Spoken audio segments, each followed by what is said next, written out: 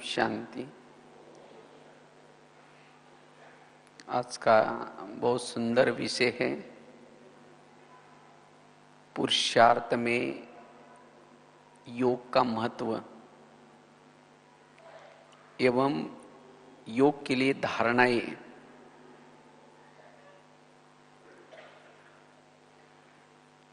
अब हम जानते हैं, हमने तो ज्ञान को तो समझ लिया, लेकिन ज्ञान समझने के बाद जो ज्ञान हम सुनते हैं उसको हमें अपने जीवन में धारण करना है। वो ज्ञान हमारे व्यवहार से दिखाई पड़े, इसके लिए चाहिए योग बल। क्योंकि योग से ही हमारा मनोबल मजबूत होता है, आत्मबल मजबूत होता है। अगर हमारे जीवन में ज्ञान है, समझ है, लेकिन अगर योग बल नहीं है तो ज्ञान होने के बावजूद भी हम प्रभु मिलन से वंचित रहेंगे।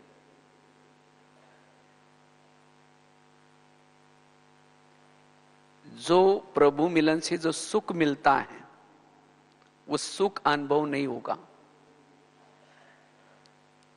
अगर हमारे पास योग की अनुभूति नहीं है तो जीवन में गुणों की भी कमी रहेगी, शक्तियों की भी कमी होगी, और जिसके कारण जीवन में विभिन्न प्रकार की समस्या, जो कुछ हमारे पुराने संस्कार हैं वो पुराने संस्कार भी हमें तंग करते रहेंगे।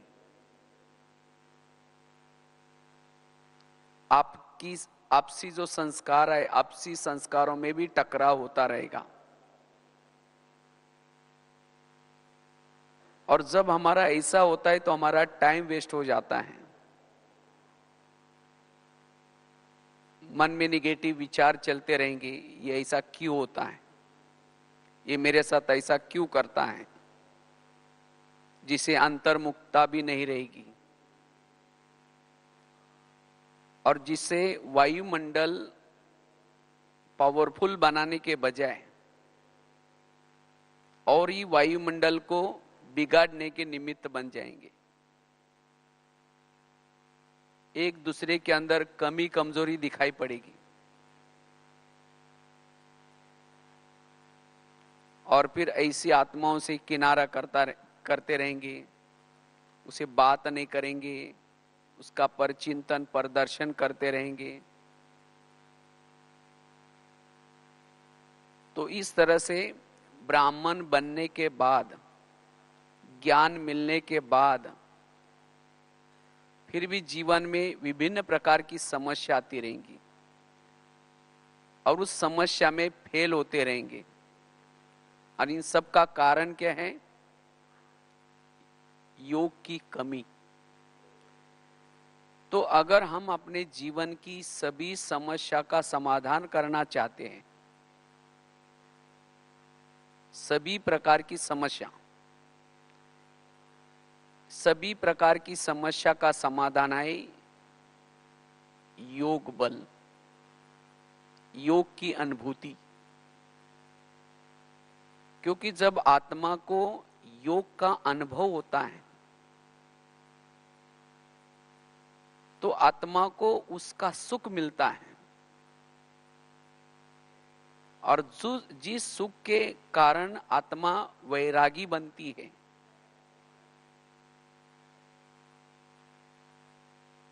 आत्मा की जन्म जन्मांतर की प्यास बुझ जाती है,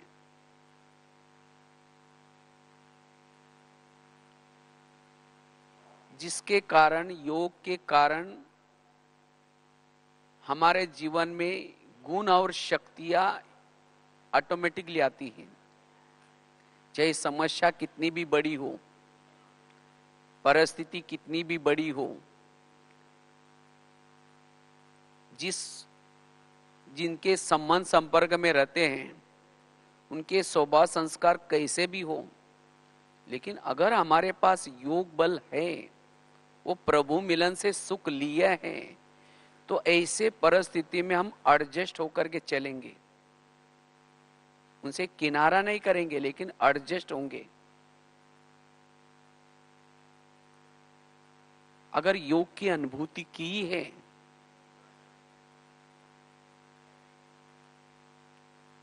तो कोई भी प्रकार के स्वभाव और संस्कारों के वश भी नहीं होंगे। हमारे अंदर जो पुराने संस्कार है, तो उन संस्कारों के वश हम क्यों हो जाते हैं? क्योंकि योग का सुख नहीं लिया है, क्योंकि आत्मा को सुख चाहिए। चाहे योग से सुख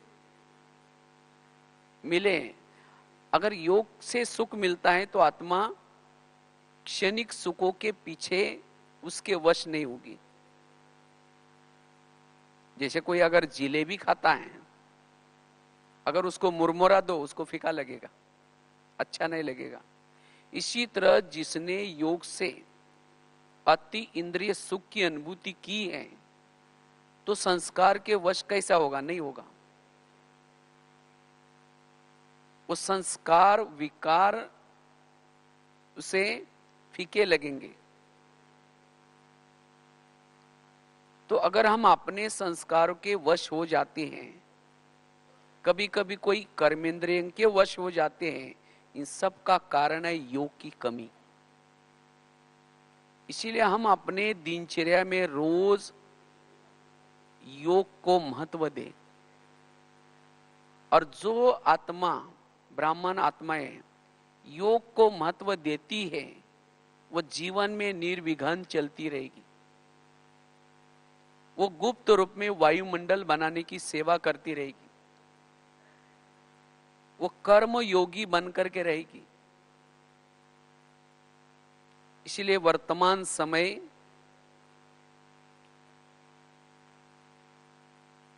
हमें अपने पुरुषार्थ में योग के ऊपर ध्यान रखना है।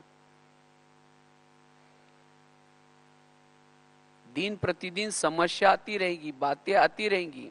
बाबा ने कहा ना, बातें आएंगी लेकिन बाप को दो और सदा मुस्कुराते रहो।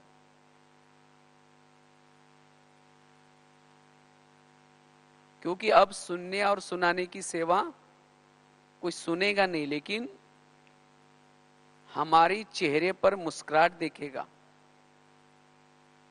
अगर हमारे चेहरे में मुस्कुराहट है तो लगेगा इनको कुछ मिला हुआ है। लेकिन वो चेहरे की मुस्कुराहट तब रहेगी जब हमारे जीवन में कोई समस्या नहीं, कोई विघ्न नहीं, मन में कोई हलचल नहीं, वो प्रभु मिलन का अंदर से वो सुख मिल रहा है, तब जाकर के वो चेहरे पर मुस्कुराहट होगी।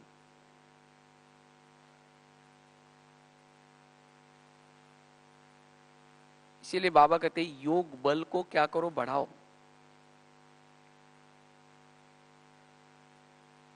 और योग से ही हम वायुमंडल को बहुत अच्छा बना सकते हैं, अपने वृत्ति को परिवर्तन कर सकते हैं।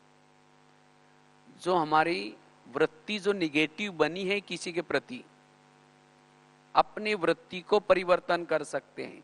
इतना ही नहीं, औरों के भी वृत्ति को परिवर्तन कर सकते हैं। क्योंकि योग से जब सुख मिलता है तो दूसरे की कोई भी बातों के व्यवहार से हमें मन में निगेटिव विचार नहीं चलते, और जिसके कारण हमारे अंदर सहन शक्ति आती रहती है, क्षमा भाव, दया भाव, ये गुण आते रहेंगे, और जिसके कारण अन्य आत्मा भी हमारे लिए परिवर्तन हो जाएगी, उसकी वृत्ति भी परिवर्तन हो जाएगी। इसीलिए हमें योग बल को बढ़ाना है।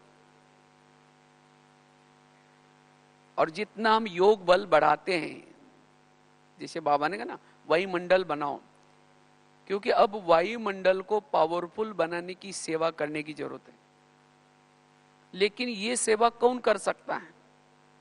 जिसके पास योग बल है। क्योंकि अभी महारथी, हम महारथी किसको कहते हैं? एक तो होता है सेवा के महारथी, दूसरा होता है ज्ञान सुनाने वाले महारथी, और तीसरा होता है मनसा सेवा वाले। अभी तो प्रत्यक्ष रूप में कौन है? जो सेवा के फील्ड में है, या फिर जो ज्ञान की अच्छी अच्छी क्लासेस कराते हैं। लेकिन आगे चल करके जो जिन्होंने ज्ञान लिया और उस ज्ञान को धारण कर जिन्होंने योग बल को बढ़ाया, और उसी योग बल के द्वारा अन्य आत्माओं को गुप्त रूप में सहयोग दे रहे हैं, विश्व में वाइब्रेशन फैलाने का सेवा कर रहे हैं, सकाश दे रहे हैं, ऐसी आत्मा प्रत्यक्ष होंगी।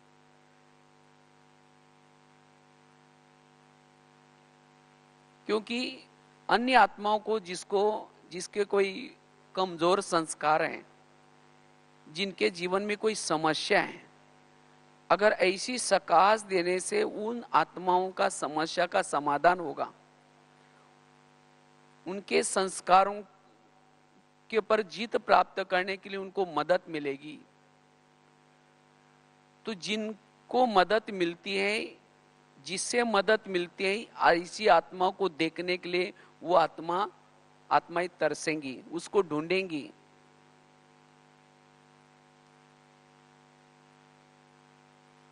और अंतिम समय ऐसी आत्मा ही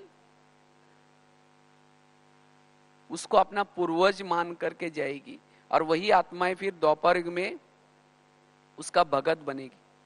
इसीलिए बाबा कहते बच्चे योग बल को बढ़ाओ, और जिससे आप अनेक भक्तों की निर्मिति कर सकते हैं, विश्व की सेवा कर सकते हैं।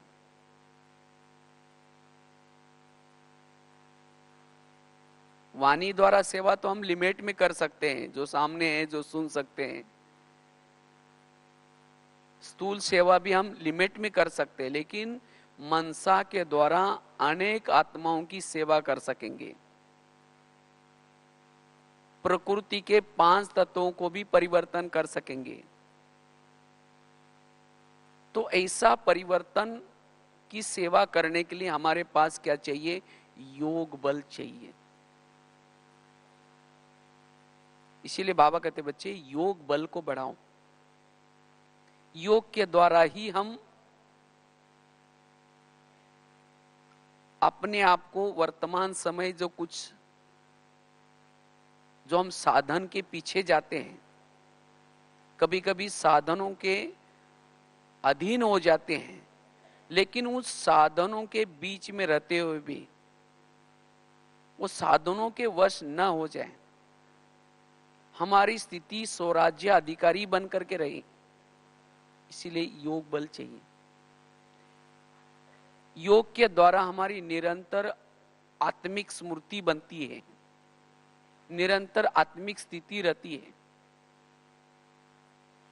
और जिसकी निरंतर आत्मिक स्थिति है, ऐसी आत्मा विकारों से, संस्कारों से सेप रह सकती है। अगर आत्मिक स्थिति नहीं है, देह का भान है, देह भान वालों के जीवन में समस्या ही समस्या होती। और देह भान का कारण क्या है? योग की कमी। इसीलिए हम अपने पुरुषार्थ में ज्यादा से ज्यादा योग को महत्व दें। समस्या का वर्णन करने के बजाय, विघ्नों का वर्णन करने के बजाय, संकल्प विकल्प चलाने के बजाय योग बल को बढ़ाएं। योग वर्णन करने से, चिंतन करने से निगेटिव वायुमंडल फैलेगा। लेकिन अगर हम अपने आप को साइलेंस करके अगर योग युक्त रहेंगे उस समस्या का समाधान निकलेगा। इसीलिए हमें पुरुषार्थ में योग को बढ़ाना है। योग के द्वारा ही हम जो कुछ ज्ञान सुनते हैं उसकी धारणाएं होंगी। योग के द्वारा हम ज्ञान के भी गहराई में जा सकते हैं। जितना हमारे पास योग बल है उतना हमारा मनन चिंतन चलता रहेगा। अगर योग बल की कमी है तो हमारा मनन चिंतन भी नहीं चलेगा। बुद्धि को जैसा ताला लग जाता है, जिसको बाबा कहते हैं ना, विचार सागर मंथन करो। क्योंकि विचार सागर मंथन करने के लिए अंतर्मुखता चाहिए, एकाग्रता चाहिए, और वो एकाग्रता अंतर्मुखता आएगी योग के द्वारा।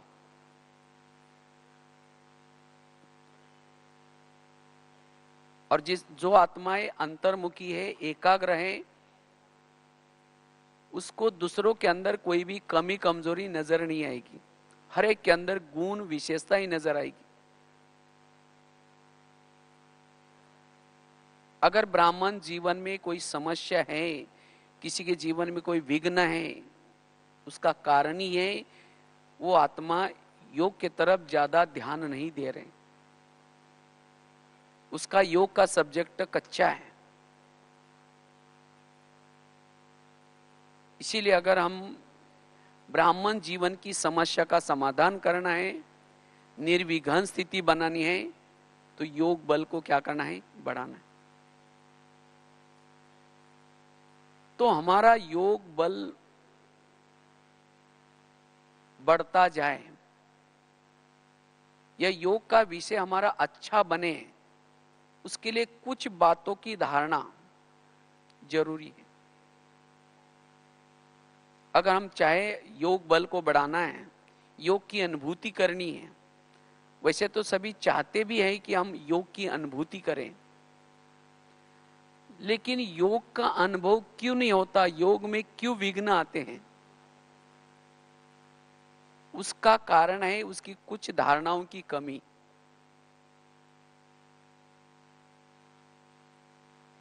तो अगर हमें योग को बढ़ाना है, उसके लिए सबसे पहली बात है हम वैरस संकल्प से स्वयं को मुक्त करें। अगर मन में निगेटिव विचार चलते हैं तो हम योग का अनुभव नहीं कर पाएंगे,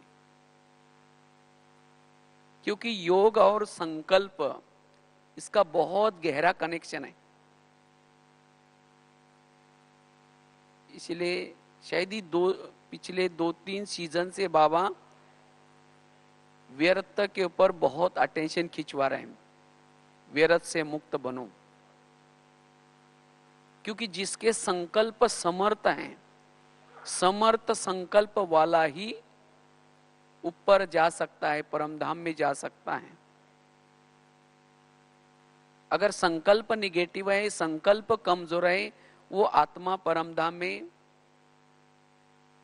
बाबा के पास जा नहीं सकती, वहां टिक नहीं सकती। और जिसके संकल्प निगेटिव व्यर्थ है, उसका मनोबल कमजोर होगा, आत्मबल कमजोर होगा। व्यर्थ संकल्प चलने से संकल्प पर कंट्रोल नहीं होगा,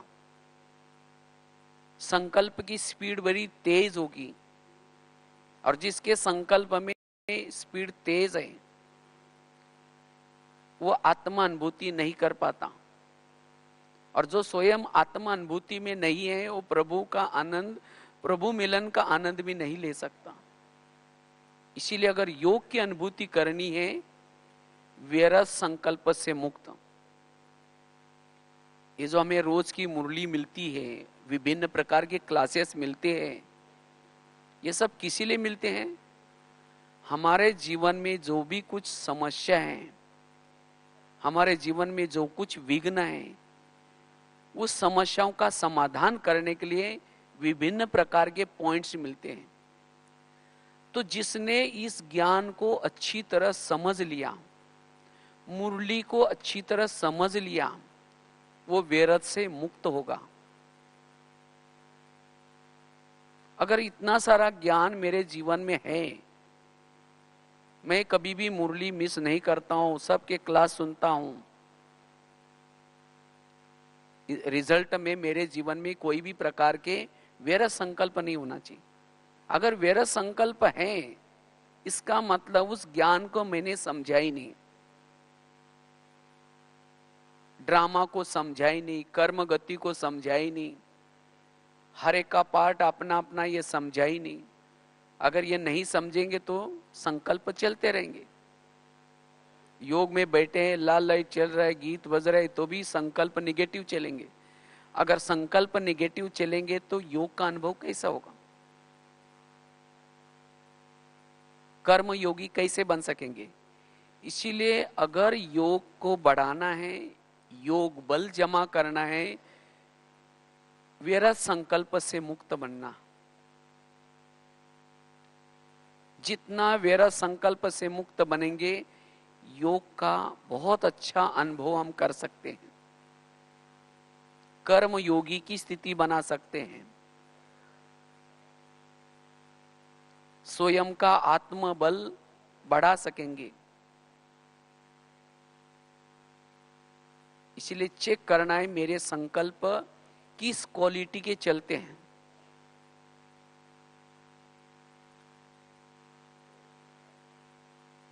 और संकल्प व्यर्थ से मुक्त बनने के लिए जैसे कहा, कर्मों की गुह्य गति का ज्ञान, क्योंकि मेरे संपर्क में जो भी कुछ लोग आते हैं, चाहे घर में, चाहे ऑफिस में, चाहे आसपास में, ये सब कौन है? पिछले जन्मों के हिसाब किताब को चुक्त करने वाले लोग हैं। कोई देने के लिए है, कोई मेरे से लेने के लिए है। अगर मैं तो उसके साथ बहुत अच्छा व्यवहार करता हूं तो भी मेरे लिए वो निगेटिव करता है, इसका मतलब गलती उसकी है, ऐसा नहीं। इसका मतलब जरूर मैंने भी कभी उसके साथ ऐसा किया होगा, क्योंकि टाली कभी एक हाथ से नहीं बजती, टाली के लिए कितना हाथ चाहिए? 2 हाथ चाहिए। इसलिए मैंने भी कभी इसके साथ निगेटिव कुछ किया होगा, जिसका मेरा हिसाब किताब चुक्त कर रहा है, हो रहा है। इसलिए मुझे निगेटिव नहीं सोचना है। अपने मन को क्या करना है? ऐसे परिस्थिति में भी चुप रखना है।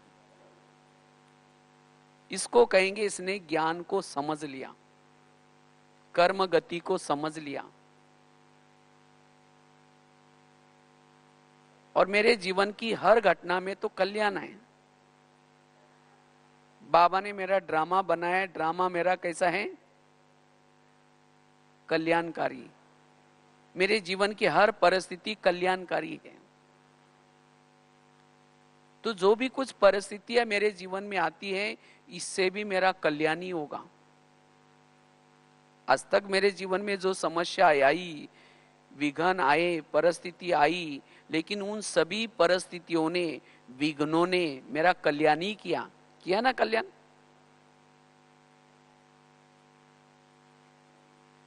अगर वो विघ्न या परिस्थितियां न आती तो यहां कैसे आते? इसीलिए मुझे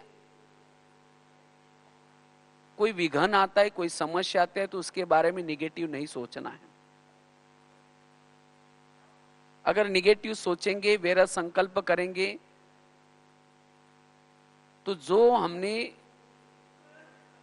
कुछ प्राप्त किया है वो भी खत्म हो जाएगा, सहन शक्ति खत्म हो जाएगी, वायुमंडल खराब हो जाएगा।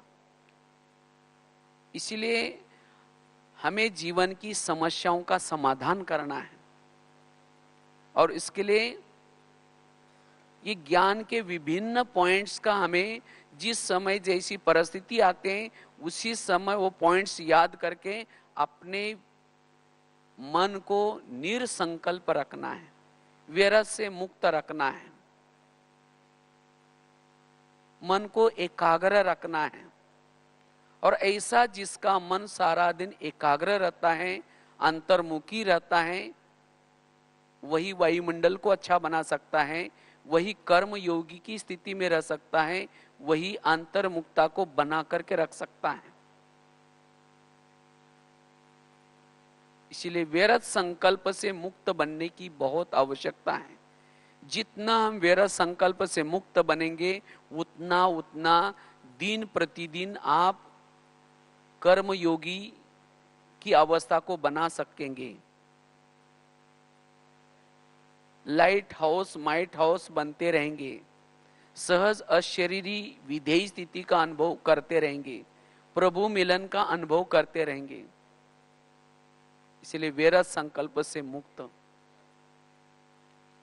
दूसरी बात है, अगर हमें योग को बढ़ाना है, योग की अनुभूति करनी है, उसके लिए श्रीमत का पालन, जितना हम अपने पुरुषार्थ में श्रीमत का पालन करते हैं, उतना हम योग बल को बढ़ा सकेंगे। क्योंकि योग न लगने का बहुत बड़ा कारण है कोई ना कोई श्रीमत का उल्लंघन। जब हम श्रीमत का उल्लंघन करते हैं तो योग नहीं लगेगा, बाबा से भी प्यार नहीं मिलेगा। जैसे कोई भी माँ अपने बच्चों को प्यार करते है, कब करती है? जब वो बच्चा माँ का कहना मानता है।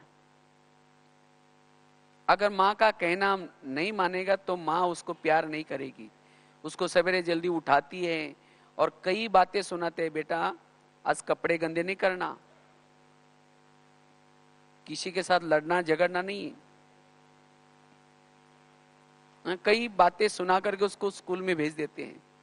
और बच्चा जब शाम को आता है, मम्मी मम्मी करता है, तो मम्मी उसको किचन से देखेगी खिड़की से, मैंने जो उसको कहा था वो करके आया? अगर नहीं करके आया तो कहेंगे तुम चिल्लाते रहो, मैं यहीं ठीक हूँ, उसके पास नहीं जाएगी। अच्छा जाएगी, जा करके 2 थप्पड़ लगा देगी, प्यार नहीं करेगी। तो उस बच्चे को प्यार कब मिलेगा? जब वो बच्चा माँ का कहना मानेगा। अगर कहना मानेंगे तो जाएगी, उसको गोदी में बिठाएगी, खिलाएगी, प्यार करेगी। इसी तरह बाबा भी हमारी कौन है? मम्मी है। वो रोज सवेरे सवेरे हमें फरिश्ता का ड्रेस पहनाती है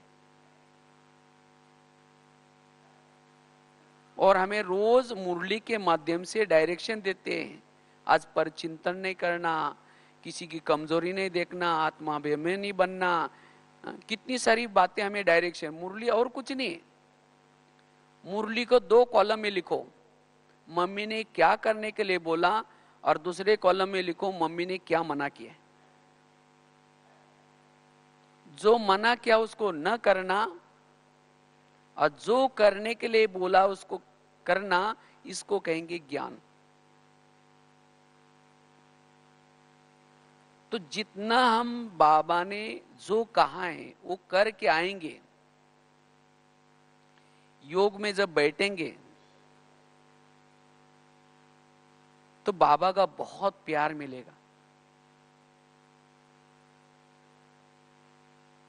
अगर हमने जो कहा वो किया नहीं और शाम को आकर ये योग में बैठेंगे, जैसे बच्चा कहता है मम्मी मम्मी, हम भी करते बाबा बाबा करते रहेंगे। जैसे मम्मी अपने किचन से खिड़की से देखती हैं तो बाबा भी ऊपर से परमधाम की खिड़की से देखेगा, मैंने जो उसको कहा वो करके आया। अगर नहीं करके आया बोलेगा तुम चिल्लाते रहे, मैं यही ठीक हूं। फिर तो आधा घंटा तो योग तो करते हैं लेकिन योग में प्यार नहीं मिला। अगर योग में बाबा का प्यार नहीं मिलता, इसका मतलब जरूर मेरे से कुछ गलतियां हो रहा है, मेरे से श्रीमत का उल्लंघन हो रहा है। तो जितना श्रीमत पर चलेंगे उतना हमें बाबा का प्यार मिलेगा, उतना हमारा योग ऑटोमेटिकली लगेगा। क्योंकि श्रीमत में चलने से आत्मा को बल मिलता है, श्रीमत प्रमाण चलने से व्यर्थ संकल्प से मुक्त बन सकेंगे। श्रीमत हमें शक्ति देते हैं। जैसे श्रीमत अलग अलग प्रकार के श्रीमत है, रोज अमृत वेला उठ करके योग लगाना, रोज की मुरली सुनना, खान पान का श्रीमत, एक दूसरे के साथ कैसे व्यवहार करना है उसका श्रीमत, कई श्रीमत हमारे लिए ब्राह्मणों के लिए है। तो जितना हम श्रीमत का पालन करेंगे उतना हम शक्तिशाली बनते जाएंगे। लेकिन आजकल कई ब्राह्मण क्या करते हैं, श्रीमत में मनमत मिक्स कर लेते हैं। अगर श्रीमत में मनमत मिक्स करेंगे तो फिर योग की अनुभूति नहीं होगी, उसे विकर्म बनते जाएंगे। हमें तो 63 जन्मों से मनमत प्रमाण चले, परमत प्रमाण चले, और जिसके कारण अनेक जन्मों से बोझ बना हुआ है। उसी बोझ को ही अभी क्या करना है, उतारना है। उसके बजाय अगर ब्राह्मण बनने के बाद फिर भी हम श्रीमत का उल्लंघन करते रहेंगे, कोई ना कोई बहाना बता करके, कोई ना कोई बात बता करके, तो विकर्म का बोझ कम होने के बजाय और क्या हो जाएगा, बढ़ता जाएगा। अगर विकर्म का बोझ बढ़ेगा तो योग की अनुभूति कैसी होगी। इसीलिए कई भाई बहनें कहते हैं कि जब हम ज्ञान में आए थे तो हमारा बहुत अच्छा योग लगता था, हमें बहुत अच्छा अनुभव होता था, लेकिन अब पता नहीं क्या हो गया है। पता नहीं, हम इतना दिन से ज्ञान में चल रहे लेकिन पता नहीं और ही विघन आ रहे, और ही हमारी खुशी गायब हो रहे। इसका कारण है जरूर कहीं ना कहीं मेरे से श्रीमत का उल्लंघन हो रहा है। इसीलिए जितना हम श्रीमत प्रमाण चलते रहेंगे उतना हम योग का अनुभव कर सकेंगे, अपने आप को शक्तिशाली बना सकेंगे। कुछ भी हो जाए मुझे श्रीमत का पालन करना है। अगर हमारी खुद के अंदर दृढ़ता है, बाबा कहते ना हिम्मत रखो मदद फिर बाबा देगा, तो मुझे कोई भी प्रकार का श्रीमत पालन करने के लिए क्या करना है, हिम्मत रखनी है, फिर बाबा मदद करेगा। तो श्रीमत के द्वारा ही हम योग बल को बढ़ा सकेंगे। तीसरी चीज है, अगर हमें योग की अनुभूति करनी है उसके लिए योग को भी हमें समझने की जरूरत है। योग को यथार्थ समझना है। अगर योग करते समय हम योग को यथार्थ समझेंगे नहीं तो फिर योग लगेगा कैसा, योग बल कैसा बढ़ेगा। अगर मेरे पास ही योग बल नहीं है तो वायुमंडल को बनाने की हम सेवा कैसे कर सकेंगे। इसीलिए योग को हमें क्या करना है, यथार्थ समझना है। यथार्थ योग, यथार्थ योग अर्थात जिसको बाबा कहते हैं विधि पूर्वक योग। जब विधि से करेंगे तब ही सिद्धि मिलेगी। अगर रोज हम नियम अनुसार योग में बैठ तो जाते हैं, अमृत वेला करते हैं, क्लास के पहले आकर के योग करते हैं, लेकिन तो भी अनुभव नहीं है। जैसे कल की भी बाबा की संडे की मुरली थी ना, अब अनुभव की क्या बनो, अथॉरिटी बनो। क्योंकि अनुभव वाली आत्मा कभी भी हलचल में नहीं आएगी।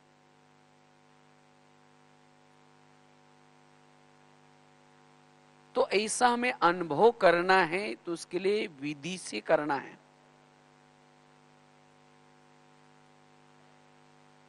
और योग की यथार्थ विधि है मन को समझना और बुद्धि को समझना। क्योंकि योग के लिए ये दो चीजें बड़ी इंपॉर्टेंट है, बुद्धि और मन। बुद्धि का काम है विजन बनाना, दृश्य बनाना। बुद्धि दृश्य की भाषा जानती है, और जैसे बुद्धि के अंदर के दृश्य होते हैं वैसे मन में थॉट्स चलते हैं, विचार चलते हैं। ये सिस्टम है। जैसे अभी ये कैमरा सामने लगा हुआ है, जैसा कैमरा के सामने जो चित्र होगा वही चित्र टीवी में आता है। इसी तरह बुद्धि एक कैमरा है, मन एक टीवी है। जो विजन बुद्धि के सामने होता है वही थॉट्स मन में चलते हैं। ये सिस्टम है। लेकिन कभी कभी हम जब योग में बैठते तो हमारे योग में व्यर्थ विचार चलते रहते हैं। हम कहते हैं ये व्यर्थ विचार क्यों आ रहे हैं, मैं तो योग में बैठा हूं। भले हमारी आंखें तो बाबा के फोटो को देख रहे हैं, लेकिन मन रूपी आंख, बुद्धि रूपी आंख या बुद्धि रूपी कैमरा व्यर्थ की तरफ देख रहा है। जहां बुद्धि होगी, जहां ध्यान होगा, वहां मन होगा। इसलिए ध्यान में बैठने के बाद भी चेक करो कि मेरा ध्यान कहां है। बैठे ध्यान में, लेकिन ध्यान कहीं और है। और कैसे पता चलेगा वो? मेरे मन के थॉट्स कहां है वो चेक करो। और उसी समय बुद्धि को समझाओ, बुद्धि से बात करो, हे बुद्धि तुम क्या देख रहे हो? तुमको तो मैंने कहा था कि शिव बाबा को देखना है, उसके बजाय तुम उन बातों में क्यों गई हो? तो बुद्धि को निकाल करके बाबा के ऊपर लगा दो, बाबा के साथ लगा दो। माया क्या करते हैं? बुद्धि के सामने सारा दिन जो देखा, जो विघन आए, जो समस्या आई, उसके तरफ बुद्धि लेके जाएगी। लेकिन आपको क्या करना है? उस बुद्धि को बार बार बाबा के तरफ लगाना है। इसीलिए बाबा कहते नहीं, योग एक प्रकार का युद्ध है। बार बार अगर आप बुद्धि को बाबा के तरफ लगाएंगे तो फिर बुद्धि वहां जाएगी नहीं व्यर्थों के तरफ। और जब बुद्धि बाबा के तरफ जाएगी, वो विजन बनाएगी, तो ऑटोमेटिकली मन के भी विचार पॉजिटिव चलेंगे, शक्तिशाली चलेंगे, और जिससे फिर आपको अनुभव होगा। नहीं तो कई भाई बहने 1 घंटा आधा घंटा तो बैठ तो जाते हैं, लेकिन बुद्धि कहीं और है, मन में कोई व्यर्थ विचार है, और जिसके कारण अनुभव नहीं है। अनुभव, अनु मतलब आत्मा। वास्तव में हम योग में जब बैठते हैं तो योग के बाद सबसे पहला अनुभव आत्मिक अनुभव होता है। और जिसको आत्मिक अनुभव होता है उसको शांति का, शक्ति का, सभी प्रकार का अनुभव होता है। और सारा दिन जिसने यथार्थ योग किया है उसकी सारा दिन नेचुरल अशरीरी स्थिति रहेगी, विधेयी स्थिति रहेगी। और जिसकी सारा दिन ऐसी नेचुरल अशरीरी स्थिति है, विधेयी स्थिति है, ऐसी आत्मा वायुमंडल को बना सकेगी। अगर ऐसी आत्मा के सामने कोई विघन भी आए, कोई बातें भी आई, उस बातों का चिंतन, विघ्नों का चिंतन नहीं चलेगा। ऐसी नेचुरल स्थिति रहने से पुराने उसके संस्कार भी उसके ऊपर अटैक नहीं करेंगे।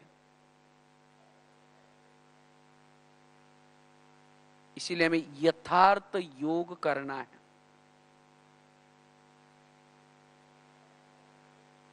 यथार्थ योग से ही हम कर्म योगी बन सकते हैं।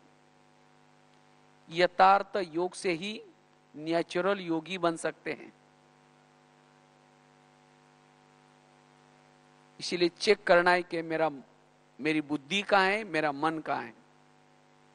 इसलिए अपने आप से बातें करो, अपने आप से अर्थात अपने बुद्धि से बातें करो। जब आप योग लगाने के लिए आ रहे हैं उसी समय अपने बुद्धि से बातें करो, हे बुद्धि अब आधा घंटा हमें उस प्रभु के पास जाना है जिसके पास जाने के लिए कितने लोग युगों युगों से तड़प रहे, तरस रहे। और हे बुद्धि तुमको वहां आधा घंटे का चांस मिलेगा, लेकिन हे बुद्धि उसी समय तुम कहीं भी इधर उधर नहीं जाना। देखो ये प्रभु के पास जाने से कितना तुम्हें सुख मिलेगा, कितनी शक्ति मिलेगी। तो इसी तरह अपने आप को तैयार करके आकर के यहां बैठना है। और बैठने के बाद बुद्धि रूपी कैमरा पहले सेट कर दो। कहाँ जाना है? अव्यक्त वतन में जाना है तो अव्यक्त वतन के दृश्य देखना शुरू करो। वो अव्यक्त वतन का दृश्य, और वहां ब्रह्मा बाबा अव्यक्त रूप में है, और ब्रह्मा बाबा के तन में शिव बाबा, मैं उसको देख रहा हूं। उसको देखते देखते लगन में मगन हो जाओ। लगन में मगन होते होते परमधाम का वो दृश्य। तो इसी तरह बुद्धि वो दृश्य देखे, और तब जाकर के मन टिका रहेगा। परमधाम में जाकर के फिर वो शक्ति पावर लेकर के फिर आप अलग अलग जगह पर जाकर के मनसा सेवा भी कर सकेंगे। तो जब तक बुद्धि के सामने दृश्य नहीं है तब तक योग का अनुभव नहीं कर पाएंगे। तो हमें यथार्थ योग लगाना है। यथार्थ योग से यथार्थ प्राप्ति होगी। तो 3 बातें बताई। अगर योग का अनुभव करना है तो पहली बात बताई, व्यर्थ संकल्प से स्वयं को क्या करना है? मुक्त करना है। और इसके लिए विभिन्न प्रकार के ज्ञान के पॉइंट्स आपके बुद्धि में जरूरी है। जितना आत्मा नॉलेजफुल उतना व्यर्थों से मुक्त। अगर इतना सारा ज्ञान आपके पास है तो भी संकल्प व्यर्थ खत्म नहीं हुए, इसका मतलब आपको ज्ञान की स्टडी करनी पड़ेगी, ज्ञान का अध्ययन करना पड़ेगा। रोज थोड़ा सा टाइम निकाल करके ज्ञान या मुरली को दोबारा रिवाइज करना पड़ेगा। तब उस व्यर्थों से मुक्त बनेंगे, योग युक्त स्थिति रहेगी।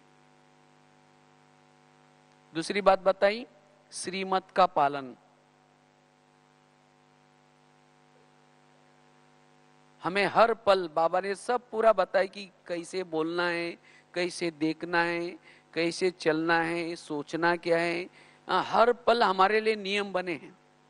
उस नियम प्रमाण जितना हम रखते हैं उतना योग लग जाएगा। अगर नियम को तोड़ेंगे तो योग का अनुभव नहीं कर पाएंगे।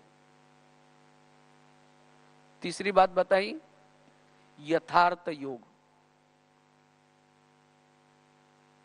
मन को समझना, बुद्धि को समझना। चौथी चीज है, अगर हमें योग का अनुभव करना है इसके लिए पर चिंतन पर दर्शन से मुक्त। क्योंकि पर चिंतन पर दर्शन अंतर्मुक्ता भंग करती है। जिसके मन के अंदर किसी के बारे में पर चिंतन चलता है या पर दर्शन चलता है, ऐसी आत्मा अंतर्मुखी नहीं बन सकती। और योग के लिए फाउंडेशन है अंतर्मुक्ता।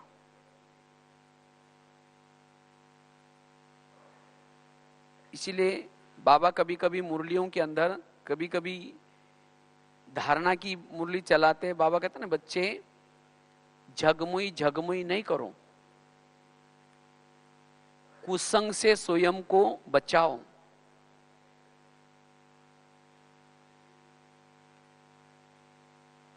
तो ये बाबा ऐसी बातें क्यों कहते हैं? क्यों? कुसंग, अगर कोई आकर के किसी बहनों के बारे में, कोई यज्ञ के बारे में, कोई सेंटर के बारे में, कोई इधर उधर की अगर बातें आपको सुनाता है, अगर आप उस बातों को सुनने में इंटरेस्ट रखते हैं, जिसको बाबा कहते हैं ना दुनियावी समाचार, वैसे दुनियावी तो एक तो ब्राह्मण दुनिया भी है, बाहर की दुनिया भी है। तो जो मेरे काम के नहीं है वो समाचार मुझे नहीं सुनना है। अगर सुनेंगे आपकी वृत्ति निगेटिव बन जाएगी, आपकी भावनाएं निगेटिव बन जाएगी। और भावना और योग इसका बहुत गहरा कनेक्शन है। जितनी आपकी भावना यज्ञ के लिए, सेंटर के लिए, भाई बहनों के लिए, जितनी भावना ऊंची उतना योग ऊंचा।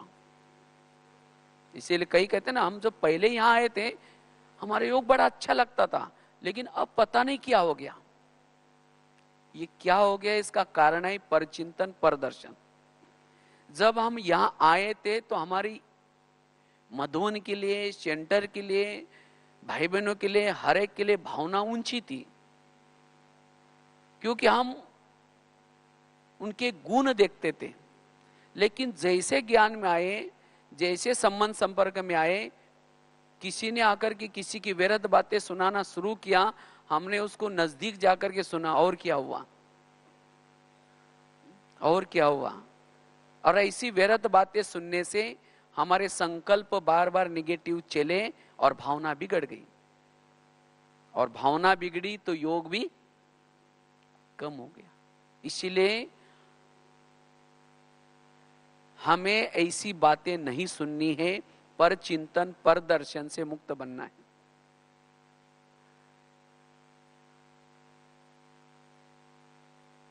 अगर किसी के घर में जाओ, उनके बच्चे भी बैठे और बाप भी बैठा है, बच्चों को जाकर के कहेंगे बच्चा ऐसा है वैसा है, उसकी बुराई करेंगे, और उसके पिताजी को जाकर के कहेंगे आप तो बहुत अच्छे, आप कितने अच्छे हैं, तो पिताजी क्या कहेगा, तुम पहले यहां से जाओ बोले। क्योंकि हर माँ बाप को अपना बच्चा प्यारा लगता है। बच्चा लूला हो, लंगड़ा हो, कैसा भी हो, माँ बाप को प्यारा लगता है। इसी तरह सारी दुनिया के जितने भी लोग हैं, किसके बच्चे हैं, बाबा के बच्चे। अगर ऐसी बच्चों की हम ग्लानि करेंगे, ये ऐसा है, ये ऐसा है, और बाबा के पास जाकर के कहेंगे योग में, मीठे बाबा, प्यारे बाबा, आप शांति के साथ, बाबा कहेंगे तुम पहले यहां से जाओ। और फिर कहते योग लगता ही नहीं, बाबा प्यार करता ही नहीं। क्यों? जिसको बाबा कहते हैं मीठे बच्चे, हम कहते इसको कोई अक्ल ही नहीं है, ये ऐसा करता है, ये करता है। तो इसीलिए हमें किसी का भी पर चिंतन नहीं करना है। पर चिंतन वाला योग का अनुभव नहीं कर सकता। हर एक की विशेषता देखनी है, गुण देखना है।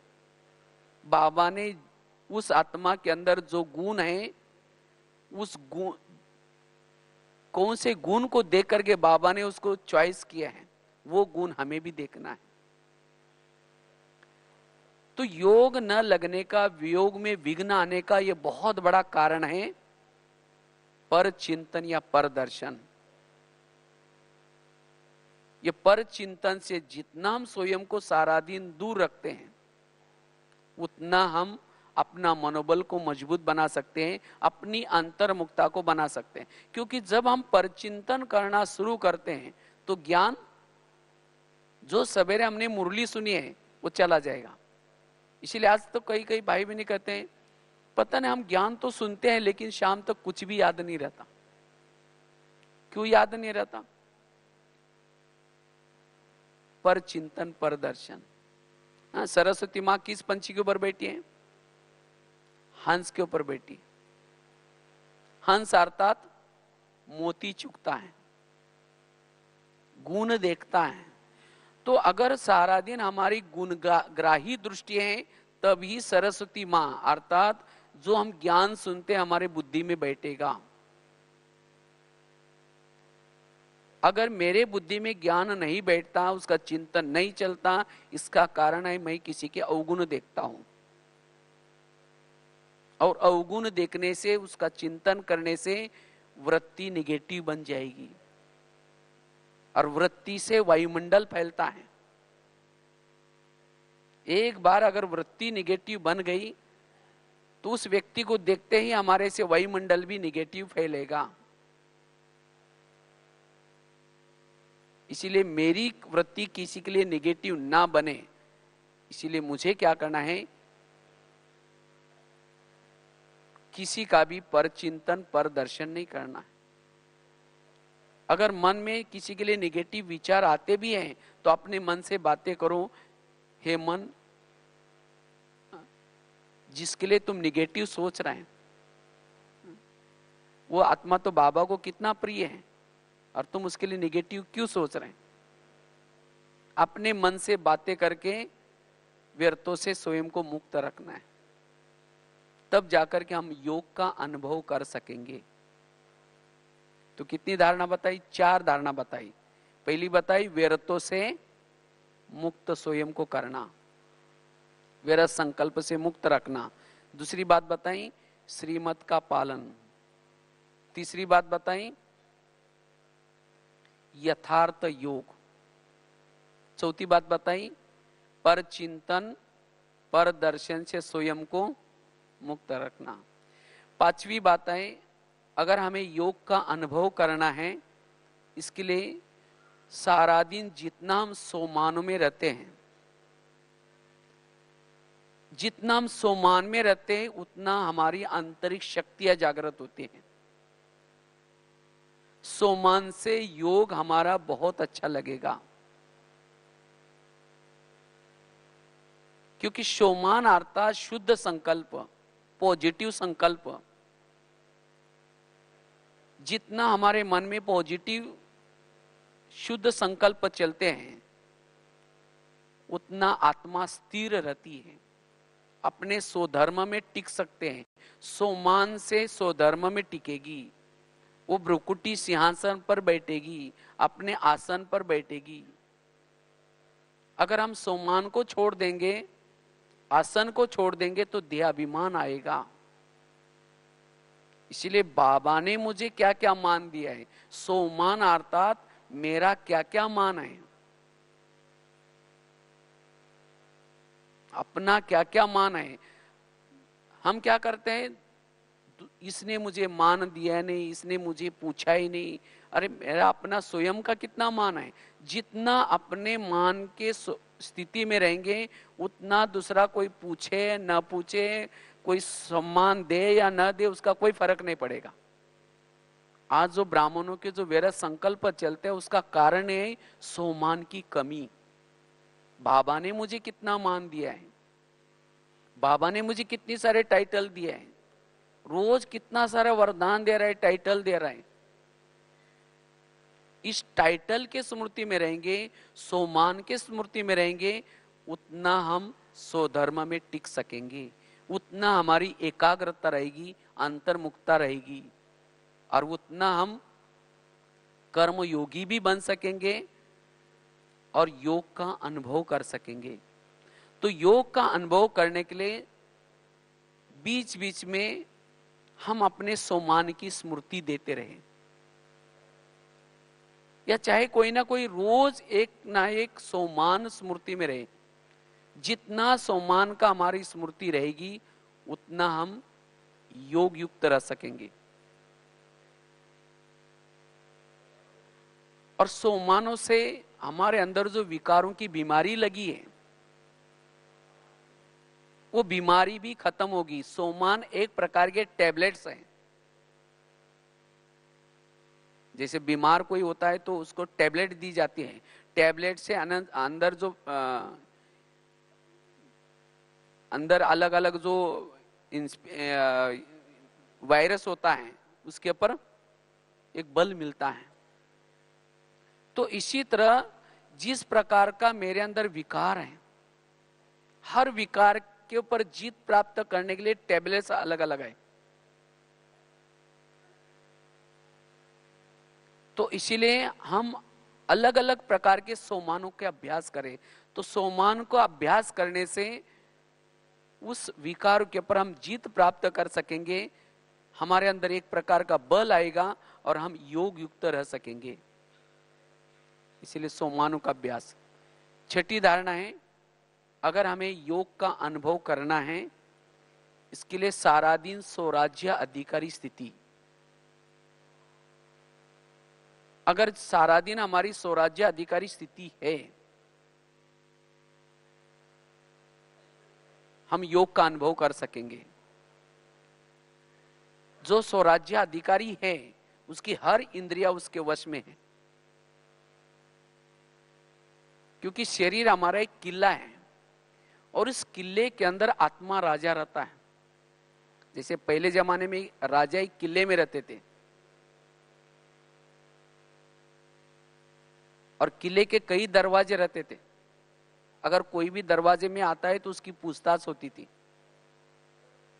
किसी लिए जा रहा है, क्यों जा रहा है। इसी तरह हमें भी इस शरीर रूपी किले का हर दरवाजा मजबूत चाहिए। कान, मुख, आंखें, अगर हम शरीर रूपी किले में रहते हैं, लेकिन आंखों से कुछ भी आ रहा है, कानों से भी कुछ भी आ रहा है,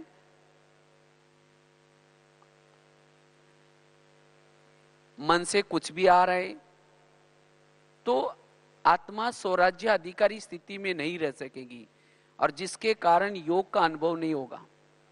इसीलिए बाबा रोज कहते हैं ना, रोज अपना दरबार लगा दो, और दरबार लगा करके एक एक कर्मेंद्रिय की चेकिंग करो, कौन सी कर्मेंद्रिय क्या क्या कर रहे हैं। और अगर कोई कर्मेंद्रिय आपका कहना नहीं मानती है, उसको क्या करो, सजा दो, शिक्षा दो।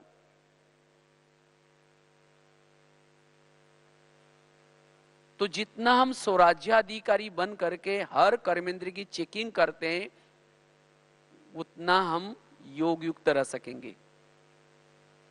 क्योंकि माया कहीं बाहर से नहीं आती, माया आते हैं अंदर से। जैसे कोई अगर बॉर्डर पर रहने वाला ही कोई दुश्मन से मिला हुआ है, उस देश की हालत क्या हो सकती है। इसी तरह अगर कोई घर का ही कोई भेदी बना है, घर की सारी बातें दूसरों को सुनाता है, वो घर की हालत क्या हो सकती है। इसी तरह अगर हमारे ही कर्मेंद्र हमको धोखा देते, मेरा अपना मन धोखा दे रहा है, मेरी अपनी बुद्धि मुझे धोखा दे रहे, मेरे अपने कान मुझे धोखा दे रहे, तो हम मायाजित कैसे बनेंगे। इसीलिए मायाजित बनने के लिए हमें क्या करना है, एक एक कर्मेंद्रिय को पर कंट्रोल रखना है। ऐसे सारा दिन जिसकी स्वराज्याधिकारी स्थिति है, वही आत्मा योग का अनुभव कर सकेंगी। नहीं तो सारा दिन कुछ भी देखेंगे, कुछ भी सुनेंगे और योग में बैठेंगे, उन बातों का ही चिंतन चलेगा, योग का चिंतन नहीं चलेगा। तो सारा दिन हमें स्वराज्य अधिकारी बन करके रहना है। रोज रात को सोने से पहले चेकिंग करनी है, और कल के लिए फिर अटेंशन।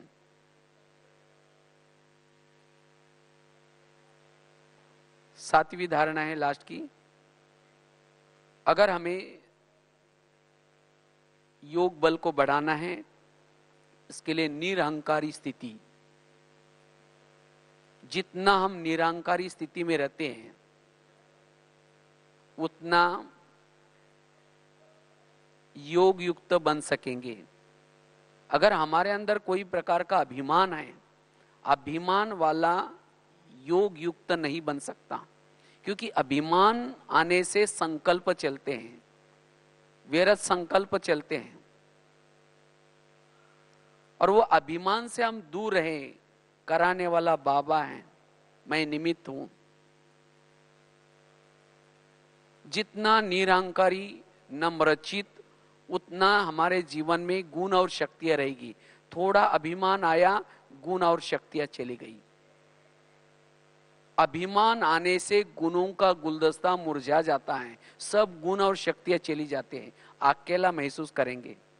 इसीलिए चाहे हम कितना भी सेवा करते रहे, हमारे जीवन में कितना भी सफलता मिलती रहे, लेकिन ये सफलता का देन है बाबा।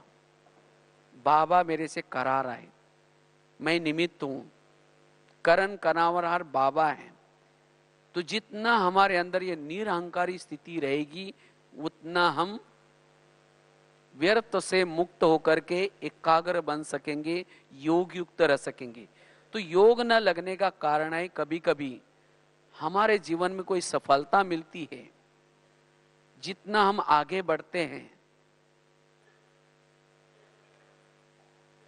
उसके अंदर फिर कभी कभी अभिमान आने की संभावना है। अगर अभिमान आया तो योग से दूर रहेंगे। अभिमान वाला करता बहुत है, लेकिन संकल्प नेगेटिव, और उसके कारण कभी कभी हम व्यर्थों में चले जाते हैं। इसीलिए अगर योग युक्त स्थिति बनानी है, निरहंकारी, और निरहंकारी बनने का आधार है निराकारी स्थिति। जितना हम निराकारी स्थिति में रहते हैं, उतना सारा दिन हमें कोई भी प्रकार का अभिमान नहीं आएगा, ना कोई गुणों का अभिमान, ना कोई विशेषता का अभिमान, और निरहंकारी वालों का प्रभाव पड़ता है। जितना हम निरहंकारी रहते हैं, जितना सिंपल रहते हैं, उसका प्रभाव रहता है। जितना त्यागी उतना तपस्वी, जितना वैरागी उतना तपस्वी। इसीलिए बाबा कहते बच्चे निरहंकारी बनो, और वो मेरी निरहंकारी स्थिति बनी रहे। निरहंकारी का जैसे कहा कि आधार है निराकारी स्थिति, और निराकारी स्थिति कब बनेगी? जितना हमारा अमृत वेला का योग अच्छा है। अमृत वेला का योग अच्छा, उसके बाद क्लास के पहले आकर के योग युक्त होकर के बैठेंगे, आधा घंटा क्लास के पहले योग करेंगे, फिर मुरली अच्छी तरह ध्यान से सुनेंगे।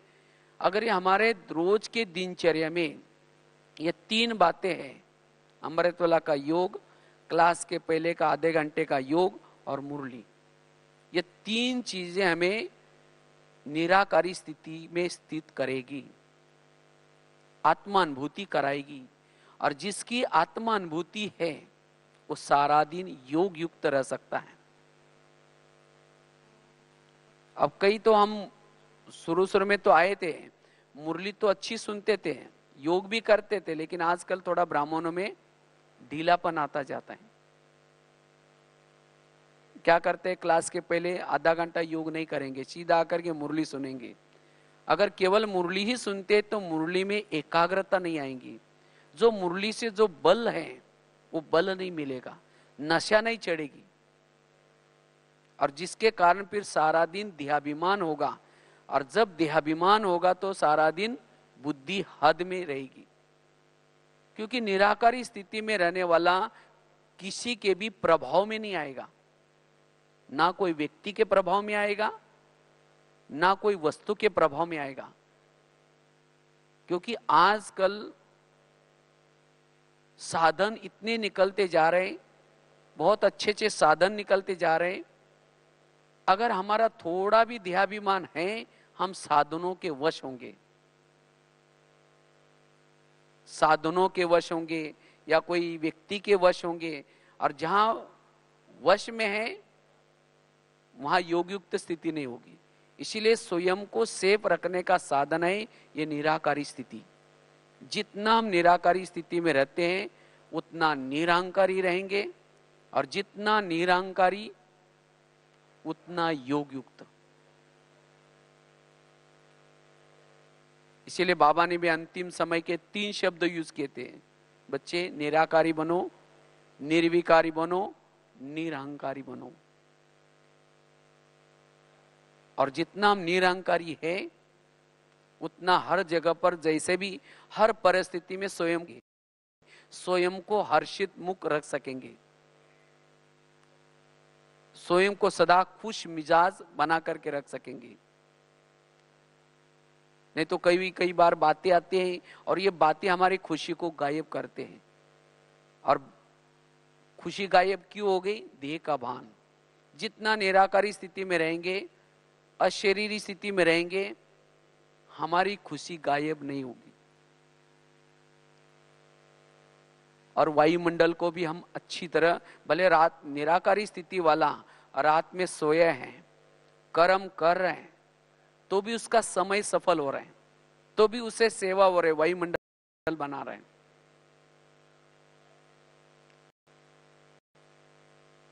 इसीलिए हमारी ऐसी निरंतर योगी की स्थिति रहे। निरंतर स्थिति, इस समय आने वाला है तो भविष्य में चाहे विकारों का भी प्रकोप बढ़ता ही जाएगा, विघ्नों का भी प्रकोप बढ़ता ही जाएगा। तो ऐसे परिस्थिति में स्वयं को अचल अडोल बनाने के लिए हमें क्या करना है? योग बल को बढ़ाना है। और जितना हमारा योग बल बढ़ता जाएगा उतना हमारे अंदर लाइट हाउस, माइट हाउस स्थिति, बाप समान, जो बाबा के जो गुण हैं वो गुण हमारे जीवन में दिखाई पड़ेंगे। सहन शक्ति का गुण, क्षमा का गुण। बाबा तो सागर है, लेकिन हमारे अंदर वो स्वरूप दिखाई पड़ेगा। उतना हम सबके प्यारे बनते जाएंगे। इसलिए वर्तमान समय अनुसार हमें योग बल को क्या करना है, स्वयं को बढ़ाना है। तो जितना हम योग बल को बढ़ाते जाएंगे उतना हमारे जीवन में जो छोटी छोटी समस्या आती है, चाहे संस्कारों की समस्या, स्वयं के संस्कार की समस्या, आपसी संस्कार की समस्या, उन समस्या से स्वयं को मुक्त रख सकेंगे, अपनी वृत्ति को बदल सकेंगे। इसीलिए योग बल को बढ़ाने के लिए जैसे 7 बातें आपको सुनाई, ये 7 बातें आपको बहुत मदद करेगी। इन बातों की कमी यही हमारे विघ्नों का कारण है, व्यर्थों का कारण है। और इस कारणों का हमें क्या करना है, निवारण। तो 7 बातें लास्ट में, पहली बात बताई थी व्यर्थ संकल्प से मुक्त, दूसरी बताई श्रीमत का पालन, तीसरी बात बताई थी यथार्थ योग, चौथी बताई थी पर चिंतन पर दर्शन से मुक्त, पांचवी बताई थी स्वराज्याधिकारी स्थिति, सोमानों के अभ्यास छठी बात, और सातवीं बताई थी निरहंकारी स्थिति। तो अगर इन 7 बातों की स्थिति में हम रहते हैं तो सहज ही हम योग युक्त रह सकेंगे। और जो बाबा हमारे से चाहता है वायुमंडल बनाने की सेवा, ये वायुमंडल बनाने की सेवा हम कर सकेंगे और स्वयं को भी सदा शक्तिशाली उस परिस्थितियों से भी ऊपर रख सकेंगे। तो यही वर्तमान समय का हमारा पुरुषार्थ है। और उतना ही जितना हम योग बल को बढ़ाते रहेंगे उतना हमारे अंदर वैराग की स्थिति आएगी, उतना हमारे अंदर उपरामता आएगी। तो यही हमें पुरुषार्थ करना है। ठीक है, ओम शांति।